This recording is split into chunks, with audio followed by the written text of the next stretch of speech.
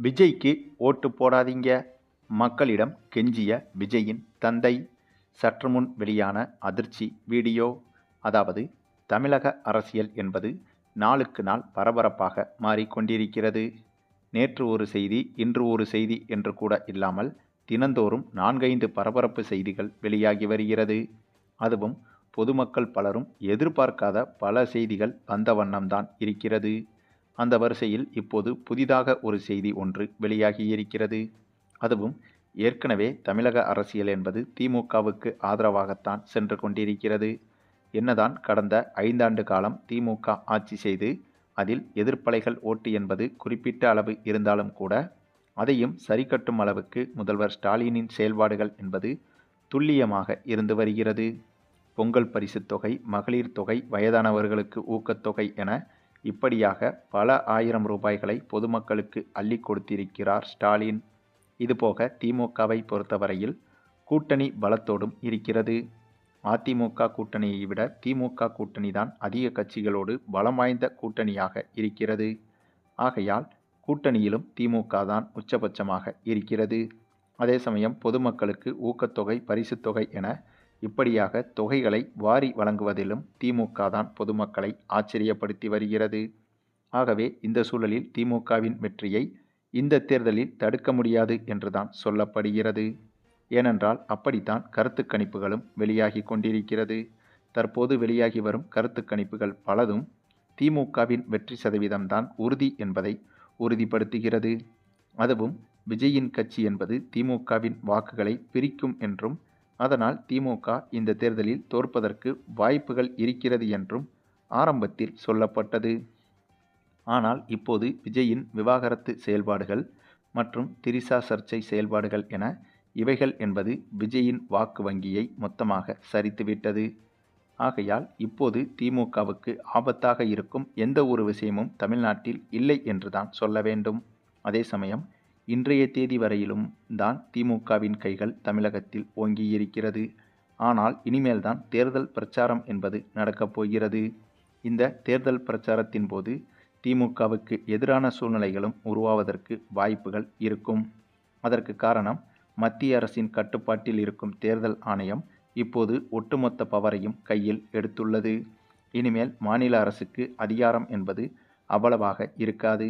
ஆகவே மத்திய அரசின் தேர்தல் ஆணையம் என்னென்ன கட்டுப்பாடுகளை விதிக்கிறது, திமுகவுக்கு எந்தவிதமான சங்கடங்களை கொடுக்கப் போகிறது என்பதை பொறுத்திருந்துதான் பார்க்க வேண்டும். அதிலும் குறிப்பாக விஜய்க்கு பொதுக்கூட்டத்தில் பேசுவதற்கு தங்கு தடையின்றி அனுமதி கொடுத்துள்ளது தேர்தல் ஆணையம். ஆக இதுவும் கூட திமுகவுக்கு எதிராக திரும்புவதற்கும் வாய்ப்புகள் இருக்கிறது. ஏனென்றால் விஜயின் பரப்புரையின் போது பொதுமக்களின் கூட்டம் என்பது பணம் கொடுக்காமலேயே கூட்டம் கூட்டமாக திரளும். அப்படி திரளும் போது விஜய் செல்லும் அனைத்து இடங்களிலும் கூட்டம் திரளும் போது விஜய்க்கு ஆதரவான மனநிலை என்பது பொதுமக்களுக்கு மாறக்கூடும். இந்த விஷயத்தை பொறுத்தவரையில் அதிமுகவால் திமுகவுக்கு எந்த ஒரு பிரச்சனையும் இருக்கப் போவதில்லை. ஏனென்றால் அதிமுகவும் திமுகவும் அவர்கள் நடத்தும் கூட்டத்திற்கு பணம் கொடுத்துதான் ஆட்களை சேர்க்கின்றனர். இதை பலரும் ஒப்புக்கொள்வார்கள். ஆனால் விஜய்க்கு மட்டும் கூடும் கூட்டம் என்பது பணம் கொடுக்காமல் தானாக சேரும் கூட்டம் என்பதில் எந்த ஒரு சந்தேகமும் கிடையாது. ஆகவே இந்த இடத்தில் அதிமுகவை விட திமுகவுக்கு எமனாக இருக்கப் போவது விஜய் மட்டும்தான். அதே சமயம் விஜய்க்கு கூடும் கூட்டம் என்பதை விஜய்க்கு எதிராகவே திரும்பும் சூழ்நிலையும் உருவாகக்கூடிய வாய்ப்புகளும் இருக்கிறது. ஏற்கனவே கரூரில் பல உயிர்கள் விஜயின் பொதுக்கூட்டத்தில் பறிபோனது. ஆகவே அதுபோல துர்ச்சம்பவம் என்பது விஜயின் பொதுக்கூட்டத்தில் நடக்கக்கூடாது என்பதுதான் நம்முடைய பிரார்த்தனையாகவும் இருக்கிறது. ஆனால் அதையும் தாண்டி ஏதேனும் அசம்பாவிதம் ஏற்பட்டுவிட்டால் அது விஜய்க்கு எதிராக பொதுமக்களின் மனநிலையை இன்னும் அதிகப்படுத்திவிடும். அது மட்டுமில்லாமல் என்னதான் தேர்தல் பிரச்சாரத்தில் விஜய் செய்ய போகும் சம்பவம் என்பது திமுகவுக்கு எதிராக மாறலாம் என்ற கருத்துக்கள் நிலவி வந்தாலும் கூட விஜய்க்கு எதிராக இப்போது விஜயின் தந்தையே களத்தில் இறங்கிவிட்டார் என்றும் சொல்லப்படுகிறது. அதாவது விஜயின் தந்தை விஜய்க்கு எதிராக தேர்தல் பரப்புரையை மேற்கொள்ளப் போகிறார் என்றே தெரிகிறது. இதற்கு மிக முக்கிய காரணம் விஜயின் சமீபத்திய செயல்பாடுகள்தான். தன்னுடைய மனைவிக்கு துரோகம் செய்து விவாகரத்து பிரச்சனை வரை கொண்டு வந்ததன் காரணமாக விஜய்க்கு எதிராக விஜயின் குடும்பம் ஒட்டுமொத்தமாக திரும்பிவிட்டது. அதிலும் விஜயின் மனைவி சங்கீதாவை பொறுத்தவரையில் விஜயின் தந்தைக்கும் தாய்க்கும் நல்ல மருமகள் என்று பெயர் எடுத்தவர். அதேபோல பிள்ளைகளுக்கும் நல்ல தாய் என்று பெயர் எடுத்தவர். ஆகவே விஜயின் குடும்பத்தை பொறுத்தவரையில் விஜயா விஜயின் மனைவியா என்று கேட்டால் விஜயின் மனைவிக்குத்தான் விஜயின் குடும்பம் ஆதரவாக நிற்கும். ஆகையால் சமீபத்தில் விஜயின் விவாகரத்து பிரச்சனையில் திரிஷாவுடன் ஊர் சுற்றி வரும் அந்த பிரச்சனையிலும் விஜய்க்கு எதிராக விஜயின் குடும்பம் திரும்பியிருக்கிறது. இந்த சூழலில்தான் தன்னுடைய மருமகளுக்கு அநீதி இழைத்துவிட்டு தேர்தல் அரசியலில் வேறு நல்லவன் போல் நடிக்கும் விஜய்க்கு எதிராக விஜயின் தந்தையே தற்போது விஜய்க்கு எதிராக பிரச்சாரத்தை தொடங்க இருக்கிறார் என்றும் சொல்லப்பட்டு வருகிறது. அதுவும் நேரடியாக மக்களை சந்தித்து விஜயின் தந்தை விஜய்க்கு எதிராக பிரச்சாரம் செய்வாரோ செய்ய மாட்டாரோ தெரியவில்லை. ஆனால் தினமும் வீடியோ வாயிலாக விஜயின் தந்தை விஜய்க்கு எதிரான பிரச்சாரத்தை கையில் எடுக்கப் போவதாகவும் தகவல்கள் வெளியாகி வருகிறது. இப்படியாக ஒரு செய்தி வலம் வந்து கொண்டிருக்கிறது. ஆகவே இந்த செய்தி மட்டும் உண்மையாக இருக்கும் பட்சத்தில் தேர்தல் பிரச்சாரத்தில் கூட திமுகவுக்கு எதிராக விஜயால் ஒன்றுமே செய்ய முடியாது என்பதும் குறிப்பிடத்தக்கது. மேலும் இப்போது பாஜகவிலும் மிகப்பெரிய பூகம்பம் ஒன்று வெடித்திருக்கிறது. இந்த ஒரு விஷயமும் திமுகவுக்கு ஆதரவாகவும் மாறும். ஏனென்றால் தற்போது பாஜகவின் முன்னாள் தமிழக தலைவராக இருந்த அண்ணாமலை அவர்கள் இந்த தேர்தலில் போட்டியிட மாட்டார் என்ற அறிவிப்பு வெளியாகியிருக்கிறது. அதுவும் பாஜக தலைமை இவரை போட்டியிட வலியுறுத்தியதாகவும், ஆனால் அண்ணாமலையே தன்னிச்சையாக முடிவெடுத்து இந்த தேர்தலில் போட்டியிட முடியாது என்று இவரே கட் அண்ட் ரைட்டாக கூறிவிட்டார் என்றும் தெரிகிறது. அதாவது பாஜக மேலிடம் அழுத்தம் கொடுத்ததற்கு பிறகும் கூட அண்ணாமலை எடுத்த முடிவில் உறுதியாக இருக்கிறார். இதனால் பாஜகவுக்கும் அண்ணாமலைக்கும் இடையே மீண்டும் சர்ச்சைகளும் சலசலப்புகளும் ஏற்பட்டுவிட்டது.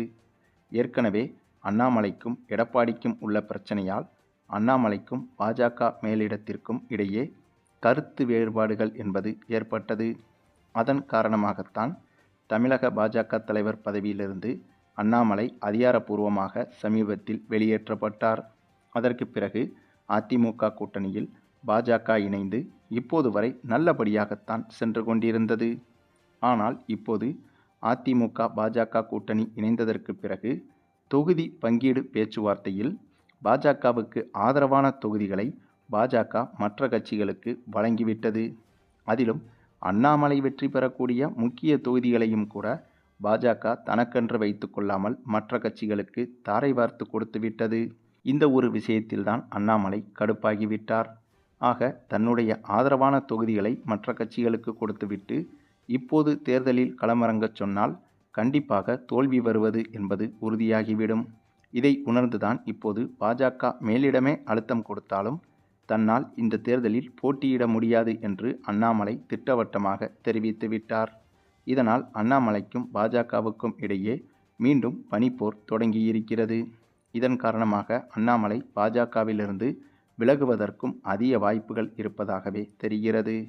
சரி, நீங்கள் சொல்லுங்க, அண்ணாமலையின் இந்த ஒரு முடிவு என்பது திமுகவுக்கு சாதகமாக மாறுமா? அதேபோல விஜயின் தேர்தல் பிரச்சாரம் என்பது திமுகவுக்கு தலைவலியாக இருக்குமா அல்லது திமுகவுக்கு லாபமாக மாறுமா என்பதை பற்றி உங்களுடைய கருத்துக்களையும் கமெண்டில் தெரிவிங்க. மேலும் இந்த வீடியோ பிடிச்சிருந்தால் லைக் பண்ணுங்கள், மற்ற அனைவருக்கும் ஷேர் பண்ணுங்கள், மறக்காமல் நம்ம சேனலை சப்ஸ்கிரைப் பண்ணுங்கள்.